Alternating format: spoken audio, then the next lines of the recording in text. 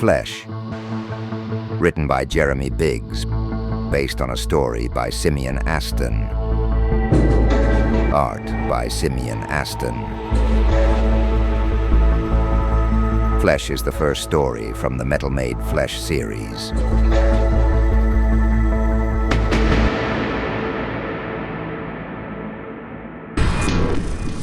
The synthetic child's body was warm. Phaon recoiled at the touch. Warm was unexpected. Laid out on the makeshift laboratory slab and half covered in a body sheet, it looked like a corpse. Its skin was bloodless, pale white and clammy with a glistening sheen, still wet from the incubator.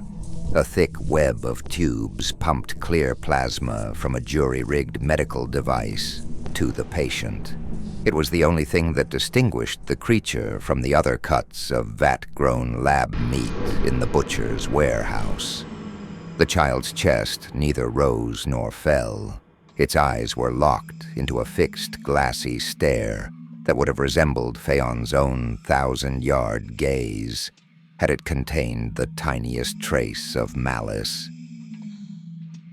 Corpses. Phaon could handle those. They were the stock in any mercenary's trade. But this pre-life, was something altogether different. The thought of it made his skin crawl. Bastard clone. No, not a clone. If it was a clone, there'd be an original. This creature had no progenitor, no mother, no father. This thing was a fabrication, a living machine. Nothing more than a soulless meat flyer waiting for a pilot. Even the respirator hissed at the idea the child was human. A sickening parody of life. Phaon chuckled inwardly. It seemed apt for the grim mission ahead. The synthetic child still creeped him out, but he was beginning to, if not warm to it, then certainly thaw a little. He put his hand back on the child's pulseless wrist. This time he held it in place. From behind, the soft flutter of rubber gliding over concrete grew closer. Silicone fingers, cold and deathless, wrapped tightly around Phaon's forearm. "Don't touch," said the physician, yanking him away from the child. Phaon's eyes widened furiously as they fell upon the cyborg doctor's hand. Whatever organism the physician had once been, it was now mostly machine. It glided, soft and spectral, on wheels hidden under rubber skirting at the base of its torso. Its vaguely humanoid head sat upon a tubular shaft and swiveled like a gooseneck lamp, its face lifeless like a death mask, save for two eyes that glowed ice blue. Seeing Phaon's expression, the physician immediately released its grip. "Inadvisable. Risks pathogenic contamination. Its tinned voice was prissy and thin. Deadly infection." Its gooseneck head swiveled toward Phaon. "Conclusion. You are disregarding prudent safety protocols." Phaon's eyes narrowed into serpentine slits. He would not be talked to this way by a mere contractor. But before he could speak, the physician bowed. "This unit will not presume to instruct one of your capacity," it said, backing away. "However, agreed time frame renders urgent completion advisable." It extended a rubber appendage, gesturing to the motionless body on the slab. "Unlikely there will be further opportunities to acquire replacement synth-human anatomy. Jeopardizing present resource seems unwise." The physician paused, its glowing optics fixing on Phaon. "This platform's observations indicate you excel at risk assessment related to your profession. This unit cannot compute why you would undervalue asset." "That's an awful lot of words, Doc," said Phaon, bringing its arm back. The cyborg continued studying Phaon through unblinking photoreceptors. "Of course, this unit cannot advise the operative. Final strategy determination rests with you. However..." It swiveled away, and ambient lights reflected off its featureless faceplate. "Replacement fee would be extreme in the event of incapacitation. Just something to consider." Phaon held the physician's gaze, his pupils like burning hot black coals. More than anything, the disrespect, the audacity of the thing. Phaon hated its voice. It made him want to stick his hand down its throat and tear its Bodam voice box out with his bare hands, before slicing and dicing it with his faithful katana. He would have done it too, if Robodoc weren't essential to the mission. Worse still, the thing was right.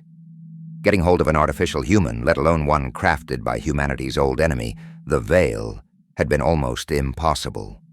Somehow the fixer, Magra, had managed to do just that.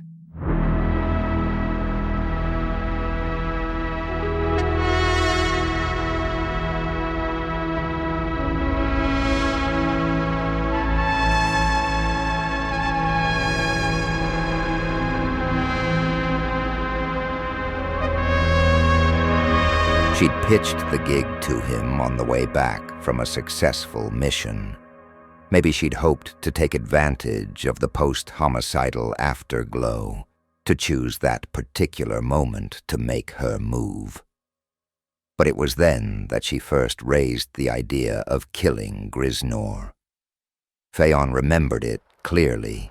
Magra's hands balanced on the wheel of the flyer she loved so much, as it weaved in and out of traffic in the airspace above Tuoni's famous strip. I got a proposition for you, She'd said. One that might just be what you need. Oh yeah? Phaon eyed Magra. And what exactly do I need? Magra bit her cherry-red lip. Word gets round, Phaon. You're gonna need to raise a hell of a lot more than these gigs if you want saving from... Magra trailed off. But Phaon understood the implication. He didn't like it when people knew his business. And the monstrous tab he'd run up experiencing the strip's sordid delights was definitely his business. I don't need saving, he growled. I just need payment. And this job comes with a hefty sum, enough to settle all your debts and then some. Some, he spat. How much? Magra nodded. Some. Without the benefit of visible eyes, Magra had developed a way of communicating emotions solely through the shape of her mouth. Her lips pursed.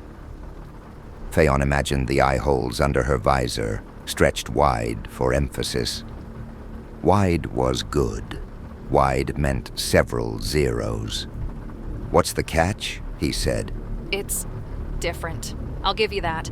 We need you to get close to a celebrity, a high-profile target. You ever heard of the clown show? I know what a clown is, Not just any clown, the clown. said Magra, sharply pulling the controls back to raise the flyer over a holographic ad that had suddenly materialized in front of them. It's only the biggest kids stream in all Equanyaz, syndicated in 6-star systems. The host is a Malthusian, name of Griznor. You sure you never heard of him? Phaon raised a hand to his breast in mock offense. You think I watch kids' hollows? I don't, and I've heard of him. Magra shrugged. Well, anyway, he's upset somebody enough to want him dead. Client's pretty specific about how he wants it done. Public and brutal. We're talking humiliation, live on air. Dead on air, said Phaon, flashing a glimpse of tombstone teeth. Sounds fun. Magra arched an eyebrow over the top of her enhanced reality visor. No. Expense. Spared. I got some big expenses. Magra dipped the craft's nose again to rejoin the flow of traffic. And they'll be taken care of. Don't you worry. None of this sounds like a catch. Well, here's the thing. The client doesn't just want to employ you, he wants to rent your soul. My soul? Phaon laughed. They can have that, along with a billion other things that don't exist. Then, seeing the look on Magra's face, he said, You're shitting me? They want to transfer your consciousness into the body of a synthetic child. Griznor's got more security than a Tuonian prince. Your usual hack and slash ain't gonna work getting past them. You need to be covert. No one's gonna suspect a kid. Suspicion flickered over Phaon's face. Why not just send a synth? Because no synth can wield a blade like you. No synth has your reputation, your flair, You'll be the perfect Trojan. I want your flesh for my technology. I want your flesh for metal biology. Your flesh made metal. Your flesh made metal.